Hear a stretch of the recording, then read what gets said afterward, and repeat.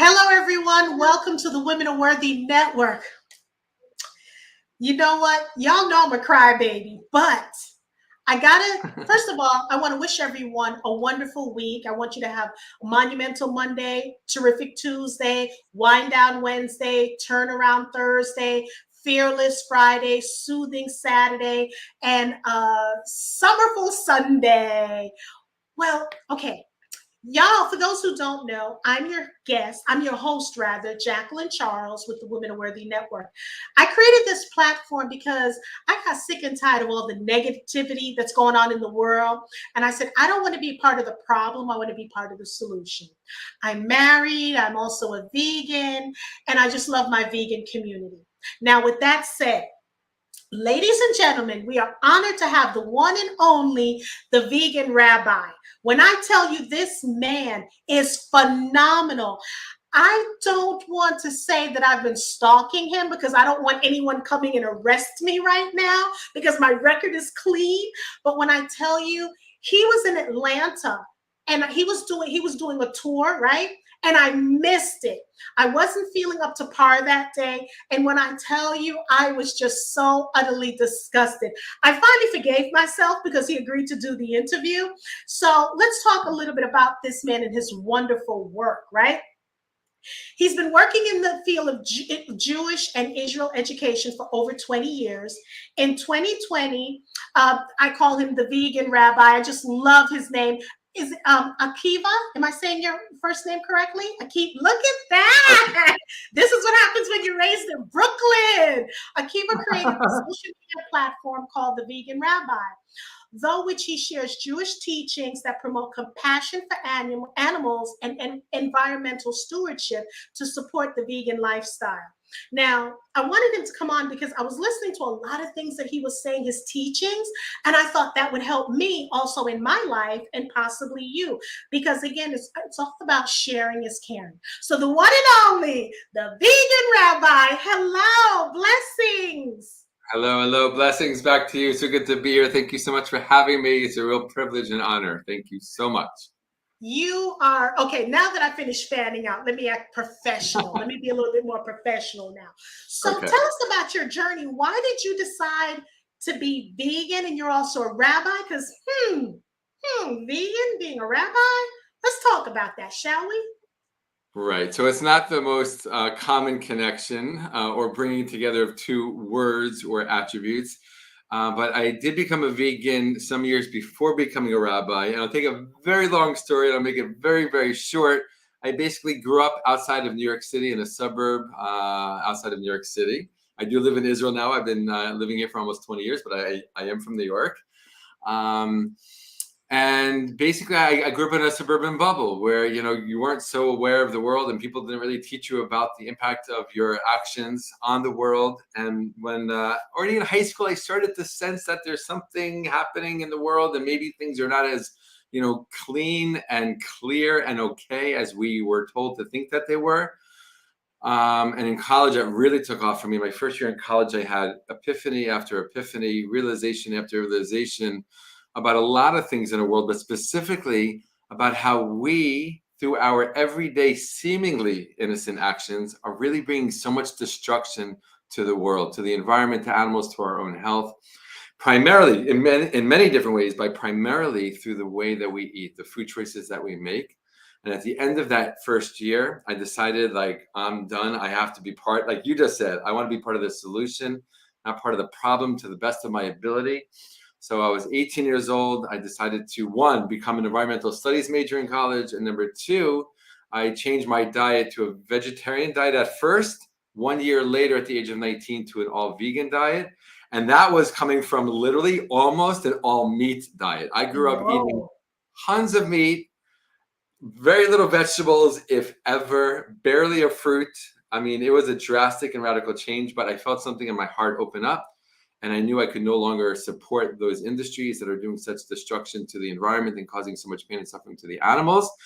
That, and again, it's a whole long story. I didn't grow up religious. I didn't grow up looking like this, I was born Jewish, but not like religious Jewish. Right. And eventually I went on a spiritual journey and was looking for something more spiritually meaningful in my life. That journey, inspired by my environmentalism and my commitment to veganism, actually brought me full circle to Judaism, because I found all these incredible environmental teachings in Judaism and all these animal welfare laws and values in Judaism. And that inspired me to take another look at Judaism, which led to me becoming religious, meaning Orthodox Jew. I kept studying until I studied to become a rabbi. Vegan Rabbi came together and was born. And see, I was drawn to you because where I was raised in Brooklyn, I was raised in the Jewish community, right? Mm-hmm. So I know so much, where at one point I actually was going to become Jewish, right? But I was practicing a lot of the stuff, the Shabbat, everything, Friday, no certain time. Oh, no. You won't see me until Sunday. So I know, it was just so, and then I had people kind of adopted me who were Jewish. So I followed the customs. I'm like, I can sit down and tell you all about it. And you're like, are you sure you're not Jewish? So, and, and I just love it. So my question to you is, so you did this because environmental and things like this and compassion towards animals. What have you seen since becoming a vegan, health-wise, environmentally wise, and to your person, to your true self? How has that changed? How has that changed me? Like you're saying, Yeah. personally. Mm-hmm. Look, I felt that, there was a real alignment with my values. I grew up, I feel like I was a good person growing up. My parents raised me to be a good person, think about others, do good where I could, how I could. But when I realized these things and when I changed my life specifically in terms of how I ate, it was a whole nother level of doing good and trying to be good. And it was, again, a real alignment with my actions and my values. So often, we're human beings. We're beautiful, we're wonderful, and we're also flawed. We're trying our best to be the best humans that we can be. And sometimes we say things, even believe things, but our actions are not aligned with those thoughts and with those beliefs. And I really felt that when I got into this, when I made these changes specifically, it was a whole new level of alignment. And when I started to discover these values in Judaism, it brought it to a whole new level also. I'm like, wow, this is in my tradition, thousands of years old. We've been saying these things for thousands of years, right? And it just felt like it made a lot of sense. It felt like the right thing to do. It felt that I was on the right path in general and specifically for myself. When I talk to people, because I do events and I talk about, plant-based veganism, and people will tell me, but you need to eat this for protein, that for protein. And I says, wait a minute. When Adam and Eve were in the Garden of Eden, what were they eating? Our DNA has not changed from then to now. They were able to sustain and to survive. And I've noticed, because I've interviewed so many people on this show who talk about they've had stage 4 cancer, they've had this, they've had that. Now, again, it's not for everyone. And what I mean by that, I'm not saying if you have stage 4, you become a vegan, all of a sudden you're cured. I'm not here to say that, but I am bringing so many people into my world who, into this platform that are in my world to talk about the high blood pressure, the diabetes, the foods. And when they make that switch, it's not as hard as people think, because it's a lifestyle. And my thing, Rabbi, is I want to be healthy. I'd rather be healthy eating this than having to pay the copay or the deductible or the co-insurance going to the doctor. You know what I'm saying? So that's what I try to educate people, that either you're going to pay now or you're going to pay later. Well said. Absolutely correct. I agree with you 1,000,000%. And right, it's taking care of ourselves in a proactive way. Why, God forbid, wait until somebody gets sick, until God forbid everyone should be healthy and well, but why wait? I very recently I've seen, I know people who have gotten very sick, and specifically heart disease. And some of these people have very young ages, surprisingly young ages. And while I'm not a doctor and I don't know the full cause of why this happened, and there's so many factors and can't just choose one thing, I can't help but think, and this is supported by medical research, that the diet obviously impacts what's happening to the body. I literally it was about 9 months ago, someone in my community, a young guy, had a heart attack. It was shocking, right? He's a young guy, like small kids, had a heart attack. Thank God he survived it. A week later, I kid you not, like a week later, I was at a little function and he came in a little bit late. Somebody, they were serving meat there. Somebody handed him a plate pile high filled with meat. And I just watched this and I was shocked. And this was a friend who knew that he just had a heart attack, handing him this food that, I mean, I can't help but think helped to cause that heart attack. Why are you doing that to your friend? And why did he accept it and sit down and eat it? Right? Yeah. And sometimes I think people feel pressured. Like I tell everyone, look, I survived out of New York. I'm here in Georgia. There's no pressure you can put on me that I'm going to, because I don't believe in peer pressure. But here's the thing, what I've noticed, when I was younger, it would be older people having the heart attacks. It would be older people like the grandparents who are dying. Now it's the younger generation. And you're like, wait a minute, how old are you? Kids playing basketball, and I try to, because someone said to me yesterday, well, Jackie, they're putting stuff in the fruits and vegetables. So I said, but wait a minute, how many people do you know who are eating fruits and vegetables that you heard of? Now, I'm not saying heart attack, diabetes. I am not saying that, but I'm also reminding him how many people are eating processed vegan food. So there's a difference. We got to talk about the processed vegan food too, as opposed to preparing the food, and then this myth about if you eat grapes, you're going to get diabetes. If you eat fruits, you're going to get diabetes. I want to ask you this. What do you feel about the doctors now when patients are going in for surgeries that they're now prescribing a plant-based lifestyle? Things are starting to change, right? We're definitely seeing change, which is great. I think it's still absurd that medical doctors study nutrition for such a small amount of hours in the years that they dedicate to learning their field of expertise. But I recently, in Atlanta, when I was there, I met a doctor, this Jewish doctor who was hosting me the night before I was speaking. And he told me that 10 years before he had a heart attack. He had a heart attack and he was like 50 years old, something like that. And he had a history of heart disease in his family, and he was really scared that he might, God forbid, die at a young age. And he did all kinds of research, looked into all different kinds of things that he could do. And he was eating a typical, meat-based diet. And he came and he watched, I think, a certain video about health and veganism. Like that, in a second, he realized the light went on and he changed his diet. He's been vegan shape for 10 years. And now he is dedicating his time to educating people about the health benefits of a plant-based vegan diet. And so, yeah, 100%. I mean, it's still slow, I think. We have a lot to do. We have a lot of change to bring, but at least the awareness is growing. I mean, I went vegan 27 years ago.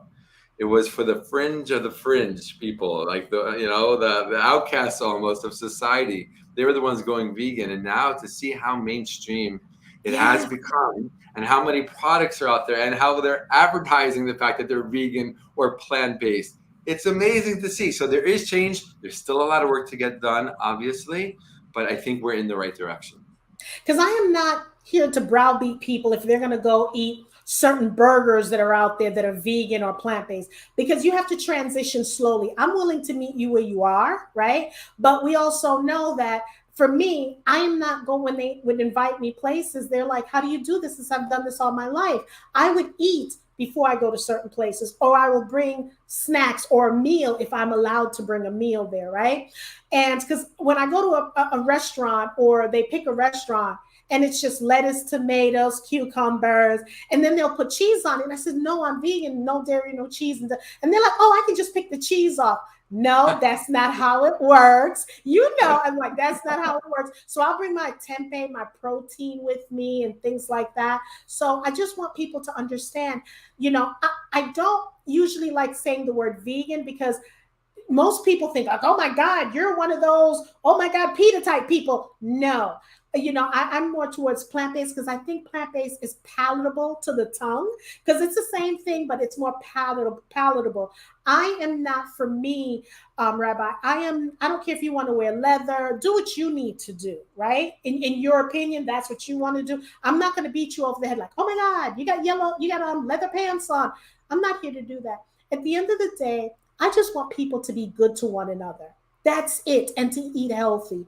Now, I'm just looking at it because I definitely would like to connect with that doctor you're talking about, because somehow when you bring a doctor, an MD doctor, not a DO, it's more credible, right?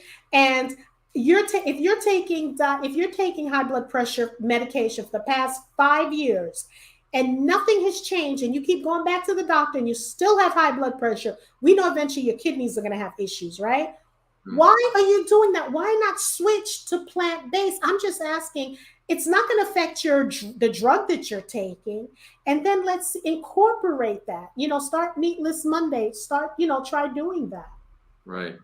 Yeah, it's interesting. I just saw this. I don't know, this post that basically is like a cartoon, and it was basically a doctor talking to a patient who was, having serious health issues, and the doctor was basically saying to him, like, look, for this condition, you have two options. One, get this really intense surgery that will have all these kind of consequences. You'll have to be in bed for this many weeks. It'll cost this much money, or I can prescribe a plant-based diet for you.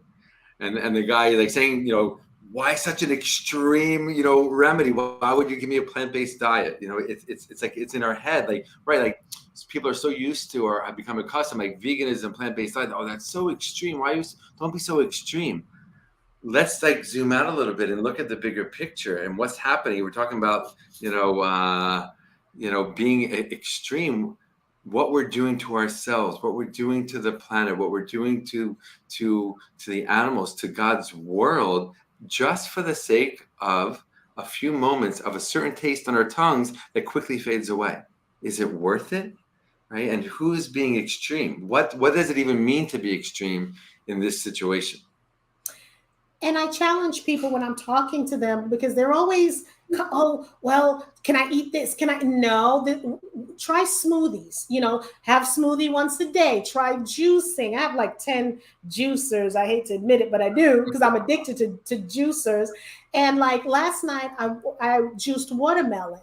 So I have my watermelon juice, and it's just so many things. You just have to think outside the box. There's so many things on social media, so many on YouTube on what to eat. So because of that has inspired me to do a plant-based cooking show on Sundays, to start working on that, because I started it and we got a lot of views the first time. And I want to educate people I'm Jamaican, so Jamaican and Cuban, so I'm used to the herbs, the spices, and things like that. So I just want people to understand, love your body, because you're taking this medication, there's side effects. But if you do a plant-based diet or a lifestyle, there's no side effects, Right. 100%, 100%. I mean, there's so much, again, like we're living in a time that there's been so much medical research, so much support, right, for the health benefits. Even if you just want to think about yourself and you don't want to think about the planet or the animals, just yourself, as we say in Hebrew, dayenu, fine, that's enough, because at least the change will be made, and you'll be bringing more health and as a result, I believe, happiness, right, to your life. And then that will just have the other ramifications, positive ramifications on the greater world. Absolutely. What do you think is the biggest misconception of plant-based or being vegan? I think number one is it's so hard. It's how do you do it? And I get it. I'm not judging. I totally get it. When I made this switch, I was like, wait, what do I eat? I only ate meat and bread, basically, and candy. I mean, I grew up on like processed food. So I get it. I think it's but at the same time, I believe it is a misconception, because there's a billion recipes out there, especially in our world today with Google and social media. I mean, it seems like every other post on my Instagram feed these days is like another great recipe. There's so much information out there. There's so many resources. And if you can follow a recipe that involves meat or dairy, you can easily follow a recipe that doesn't. It's about following different recipes. You can have good food, tastes great, and is good for your body, the environment, and the animals. And it's not as hard as people think. But again, I totally understand, because change is hard in general, especially when it comes to our food choices and our lifestyle choices. The second misconception is that it's not healthy, right? I'm going to be missing something bad is going to happen to me. I think that's another misconception, right? Like any diet, so to speak, you have to eat healthy in order to be healthy. You can be, you know, a vegan and eat very, very unhealthy food and God forbid get sick, right? So you have to do it with you know, with what they say in Hebrew, seichel, like with intelligence and with knowing. The third thing I would say, though, you know, probably many other things, just from a Jewish perspective, is that it doesn't align with Jewish teachings, that it goes against Judaism even. I hear that from time to time from people. What are you doing? You're making up a new religion. Judaism doesn't support veganism, doesn't talk about veganism. And literally in my work, in my Vegan Rabbi work, all I do is take sources from the Jewish tradition from hundreds of years ago or thousands of years ago, and I share them publicly. And I say, look, this is what our tradition is saying about animal welfare, about the environment, about human health. Take all of these ancient teachings and apply it to today. And to me, that equals going vegan. We have Child of God from Scratch says, just want to say this is awesome so far. Thank you. And we have Craft Romantic. I like that. Craft Romantic said outstanding. Again, you know, we're just here trying to, because there's so many things going on in the world. You can get, you're lost. You don't know what's going on. You don't know what to eat. One day you have something that supports meat. The next day you have something that doesn't support meat. It's so freaking crazy. I'm glad I'm the age that I am, that I didn't grow up on social media, that I chose to let me go back and help other people. You know what I'm saying? To make that decision, because, okay, let me tell you a quick story. Okay, raised vegan. And what happened to me was I decided to step out. Okay, like I decided to cheat. I come to Georgia and I'm like, what is this red velvet cake? What is this fried chicken wings? What is all of this? I started taking it, Rabbi. I started eating and eating. Now, on the other hand, I'm also into holistic, right? I would go to Chinatown in New York to get my acupuncture growing up. So we were chiropractors from a kid, so that whole thing. So I was having heavy cycle. No, I wasn't having. I started eating all this stuff, and my stomach started to get big. My cycle became real heavy. And look, I just got to keep it real here. And I'm like, what's going on? Then I started getting tired. I couldn't walk to my mailbox. I'm like, what's going on with me? And it was just horrible. Still eating. I'm like, oh, this chicken is good. Oh my God, this. So I stepped out, and I tell everyone, you know, this is what I did. Stepped out. I mean, my stomach, I was 6 months pregnant. My boobs was like, I could sling it over my shoulders, all that kind of stuff going on. With respect, I'm just going to keep it real. So what happened was I started fainting. Didn't know what was going on. I was at church. We had to get an ambulance. It happened 3 times. I had to do an ambulance ride. Turned out I was being anemic because of losing so much blood during my cycle. Okay. Wow. Finally, what was happening was I was getting fibroids because my cycle was so painful.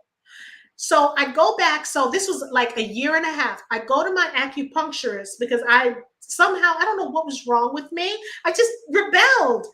I went to my acupuncturist and she says, it's because you're eating. She said, what are you eating? So I told her, she says, this is what's happening. I was eating chicken. And she said, the hormones, first of all, your body cannot metabolize it.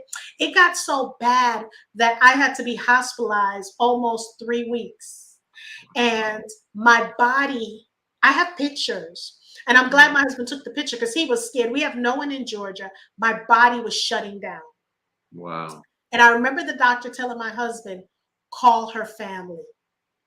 When I heard that, I'm like, oh my God. So the medications they were giving me intravenously was creating cholesterol, because I didn't have cholesterol issues.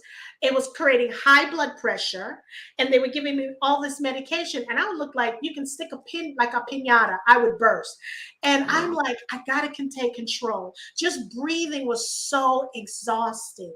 And I'm like, I got to take control. And when I told him I want to sign out AMA. For those who don't know, that's against medical advice. And I told my husband, we're leaving. The doctor said she'll be gone within 30 days.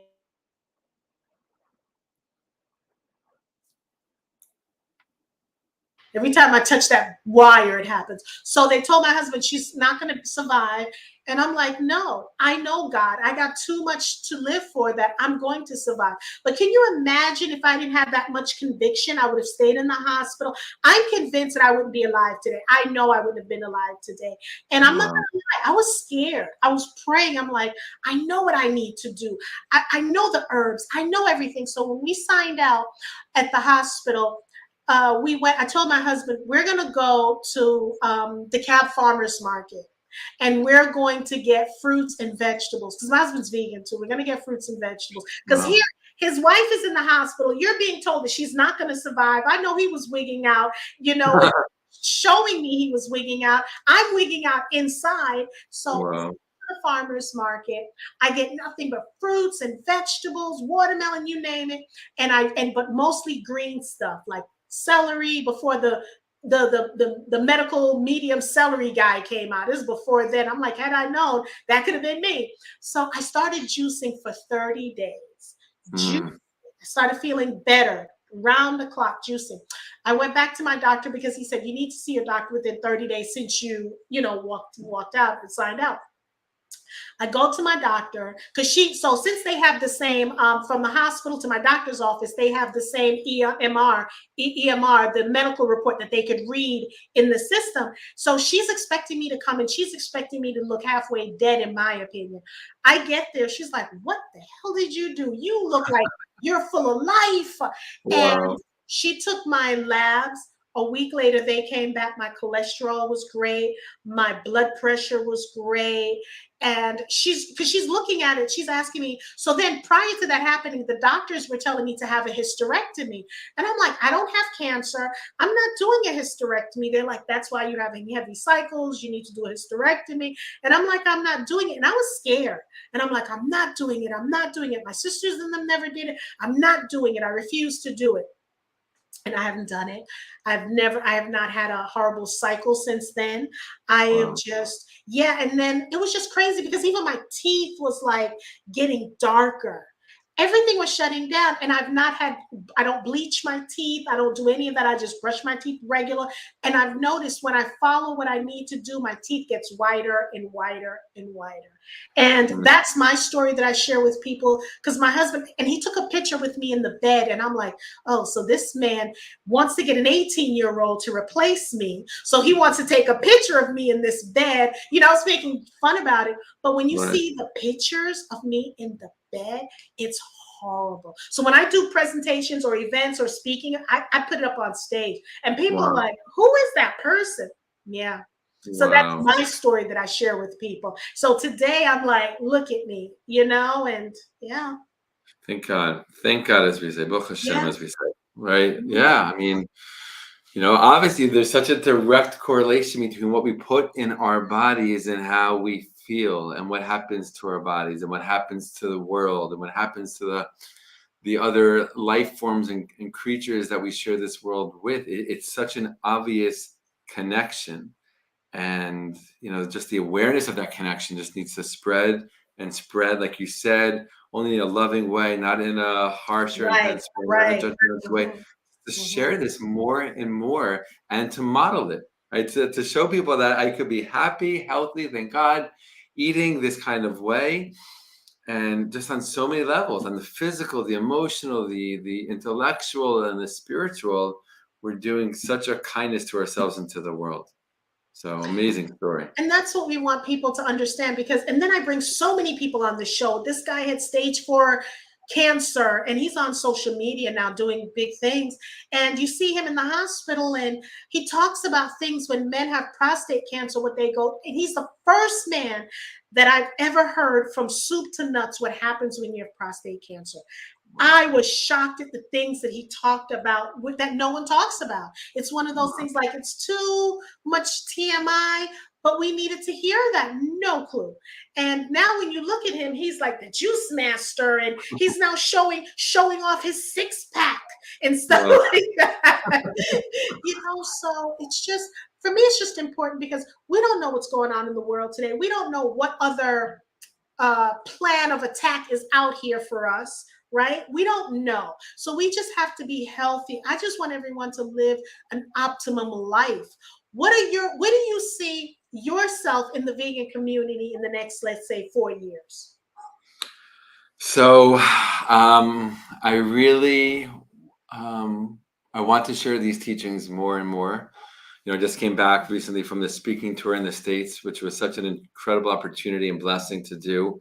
I meet so many people in the Jewish world who either are vegan already or vegetarian and don't know about these teachings that support a vegan lifestyle, or they're very well versed in Judaism, but they don't understand or they're not aware of the ways in which Judaism supports going vegan today. And there's so many teachings, and I want to share that in the next 4 years, please God, B'ezrat Hashem, as we say in Hebrew. I really want to share these teachings more and more, connect to more people, both over social media, in person, speaking, writing, videos, classes, podcasts, interviews, just really, really continuing this work and really spreading this message. Please God, I want people to really realize there's so many teachings, but I'll just pick one that if you look at Judaism, yes, Judaism does allow the eating of animals. It's there.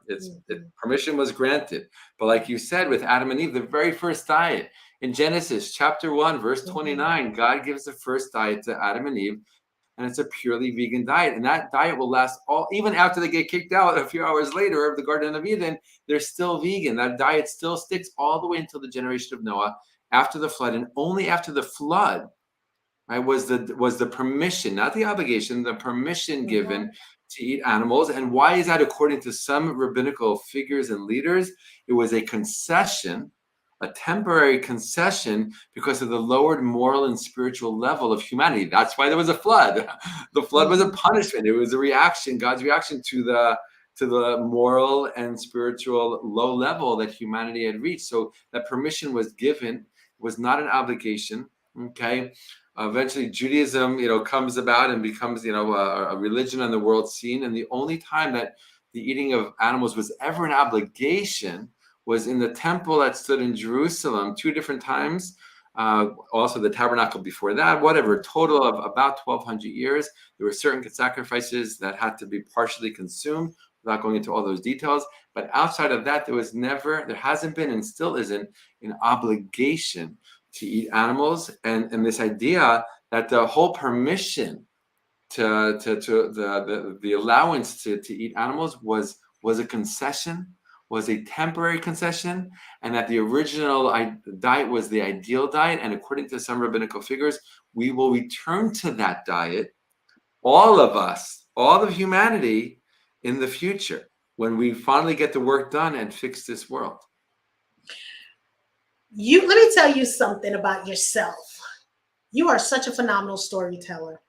If there's and the facts that you bring and the credibility, if there's anything that we need to do to support you, I'm letting you know I'm here to support you. I'm your sister out here to support you, because we want people to get better. We want people to heal. Because think about it, when you are healthy, you feel good, you look good, you speak good. And here's the thing, when you're vegan or plant-based, you're now your mind is not as foggy. You want to speak good things because you don't want to have the forked tongue. Okay, I'm eating healthy food, but I'm gossiping and I'm doing that. Your whole outlook change towards life, your whole lifestyle. It's like a switch that happens in your body. For me anyway, that, okay, I want to do this. I want to help the environment. I want to mentor more. I want to speak more. I want to talk more about relationships, where I'm putting myself more out there because I want people to understand. Child of God from Scratch says, I believe we will all return to, it's just a matter of time. Amen. It's just a matter of time. So let's start now. That's exactly what I say. I mean, in Judaism, it is such a strong value to help fix this world. We call it tikkun olam, to do what we can in our day-to-day lives to bring more goodness to the world and to bring the world to its complete fixing and its intended state, right? So if there's something, like you said, if there's something that we know we're going to get to in the end, and that's going to be a reflection of a more fixed world, of a completely fixed world and a perfected world, why not do that already now to help that future come about quicker. We can bring the future now by living that ideal already now. What a beautiful way to help the world advance and reach its intended goal. And because what, for me, being more tuned into plant-based lifestyle, I've realized I'm an empath. I've realized, and I tell people I've unplugged. That's why I love the Matrix. People don't understand how deep the Matrix is, right? Because I spoke to the creator of it, and I say I've unplugged out of the Matrix. I'm not running around the hamster wheel. And before I was the age that I am now, I didn't give a crap what anyone thought about me.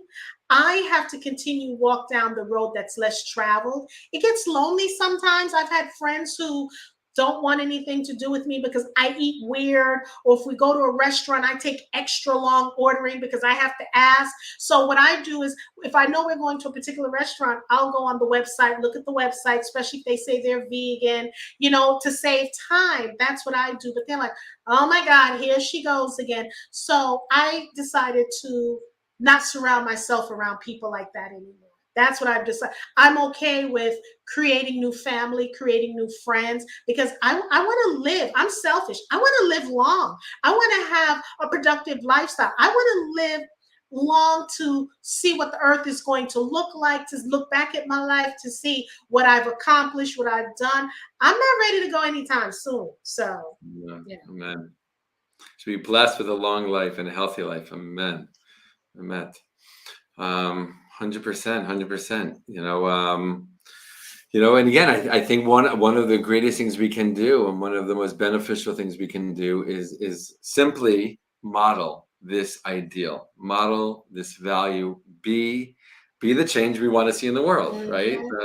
And I remember recently, this past year, I was at synagogue on Shabbat morning, and after the prayer service is over, so we sometimes have like what we call a kiddush, like people hang out and there's food and we hang, and at this specific kiddush, meat was being served. And obviously I just took my vegan food from whatever was there, and I was walking around talking to friends, and I went over to one of my friends who I'd seen. I haven't talked to him in a while. So I went over to him, and he had on his plate, he had some of the meat that was being served. And literally as I came closer, he saw me, and he put his hand and he covered the meat that was on his plate, and he like hid it, and he's like, I don't want you to see this. Right. And it was such a powerful moment for me. It was just like, I'm just coming over to say hi. I'm not coming over to talk about what you're eating or judge you, God forbid. But that's powerful that you reacted in that kind of way. Right.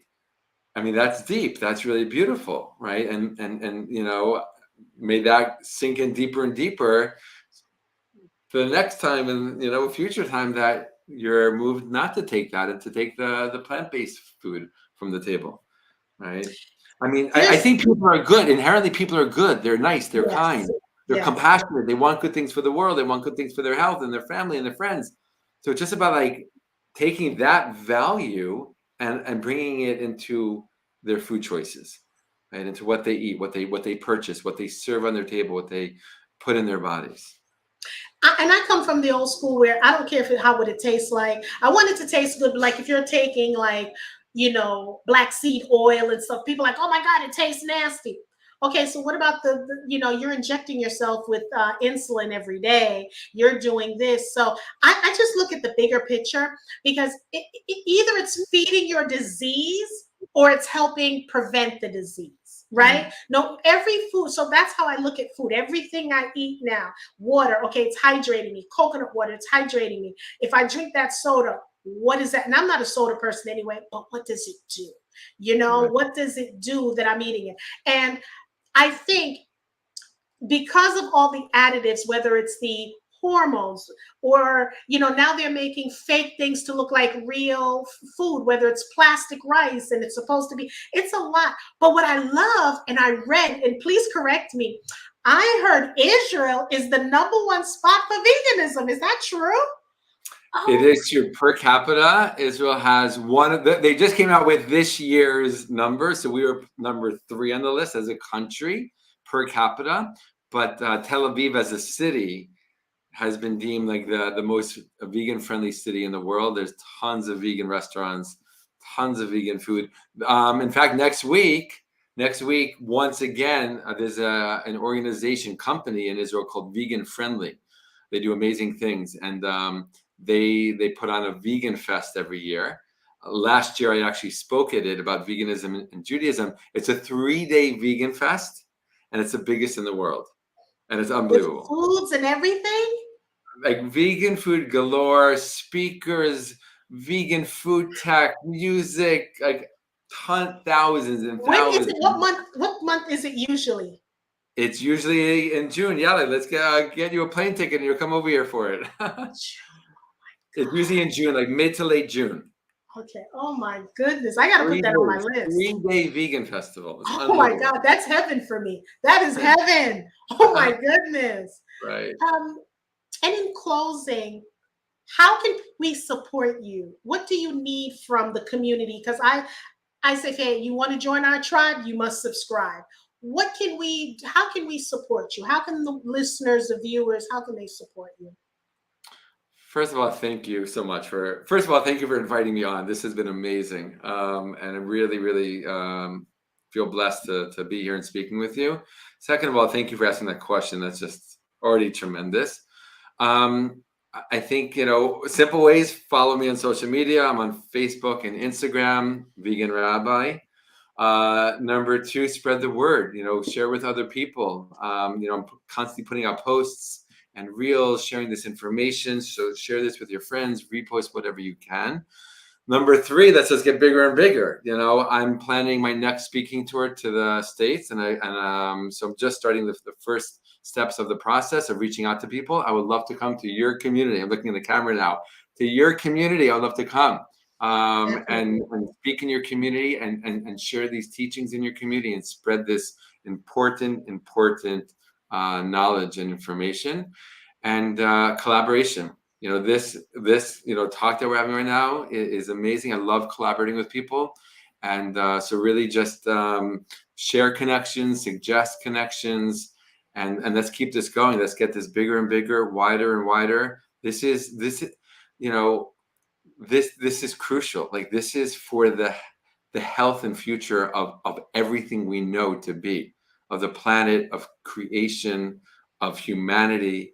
This isn't just like, oh, that's nice that you do this. No, this is, I don't want to sound too intense, but let's be real. Like, we can be real also. This is life and death right now. This is life and death for the future of our world. And I want to share that with as much love and compassion as I possibly can. But we also need to be very straight up and real and tell people that this is not a joke, and we don't have all the time in the world. And we need to take the teachings of our ancient traditions, the wisdom of our ancient traditions, and apply it in ways it's never been applied in order to bring about a world that will, one, continue and will heal itself of all the damage that we humans, unfortunately, have brought to it.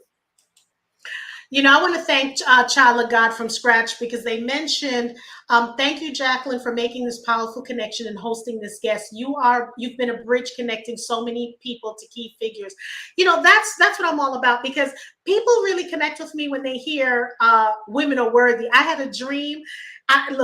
I do women empowerment. I'm married 34 years this year, so I talk about relationships and things like that. I didn't like women because the things that I saw, I couldn't stand them, okay? And then I'm like, I had a dream, and God's like, nope, you're going to work with women. I'm like, no. He's like, yes, you will. I said, no, you're not listening to me. I'm not doing it. And then some things happened. And I used to train doctors, and then I remember him saying, you're going to quit now. Because I kept telling him, this is during the time I was being hospitalized. I said, okay, God, if you get me healthy, I'm going to work with women. Get discharged, go back to work. I'm not working with them. Get sick again. I say, okay, God. The second time, he said, the next time you come out of this hospital, you're going to come out in a body bag. Wow. I was in the hospital, and I text all my bosses through text, effective immediately, I resign. I still have the text. I spelled effective wrong, and I also spelled immediately wrong, 1 M's. And I'll never forget. And I quit right then and there. And I said, okay, God, what you got for me? I'm walking in. You said walk by faith. not by sight. Well, I'm doing it now. So what you got for me? He's like, I'm not going to bring people to you that you think. And when I tell you, he's been amazing. Culturally, he's been phenomenal, bringing people into my space, allowing me, meeting beautiful women. I've fired a lot of my healthcare practitioners, and I have a lot of women around me, and I'm like, I thought I didn't like what I love the energy, the because I believe in energy, and he has brought the right people in my space. Now he's like, I need you to take this on the road. I need you to speak. Women are hurt. You can talk, because I'm a survivor of sex trafficking. You can talk about that and show people who you are, what you've done. You don't have, this is what healed looks like. You don't have to wear your scars on your arms because you have none. I am taking you, my child. And I've been a little nervous about that. And he's like, no, in order to do what you need to do, I need you to be elevated. So for me, I have no secrets. What you see is what you get. And that's why I'm doing what I'm doing. So I welcome collaborating. Anything that you're doing, you want me to post it, I have no problems, because Rabbi, it's not about me. It's about our people. You know, if you're a man or a woman and you're looking to live a positive life, that's what it's all about. I don't care about color. I don't care about all of that. I care about how can we help you to live a good life. That's it. Amen. Amen. Amen. Amen. But I'm digging you. I'm digging you. You're going to have to come back. You're going to have to come back. Okay? I would love to come back. I want to say you are such an amazing and beautiful person. Baruch Hashem, thank God. You should be blessed. God should continue to bless you with so much health, so much strength, so much vision, so much compassion, so much energy, and really just keep doing what you're doing to make this world a better place, because you are. And that's all I'm doing. And by the way, before we go, I want to tell you, I just got a text. The judge just approved your adoption. So you're in the family. Wow.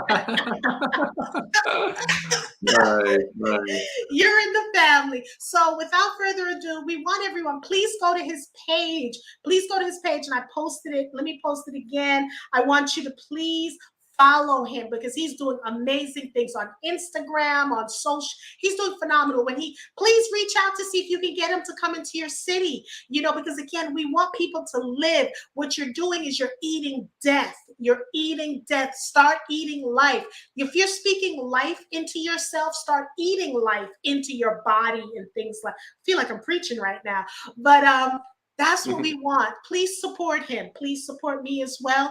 If you want to join our tribe, you must subscribe. And without further ado, we want to thank everyone for tuning in to The Women Are Worthy. Don't forget to subscribe, like our page. We have so many amazing things going on. And, so that's about it. Let me put the outro. I want y'all to watch our outro.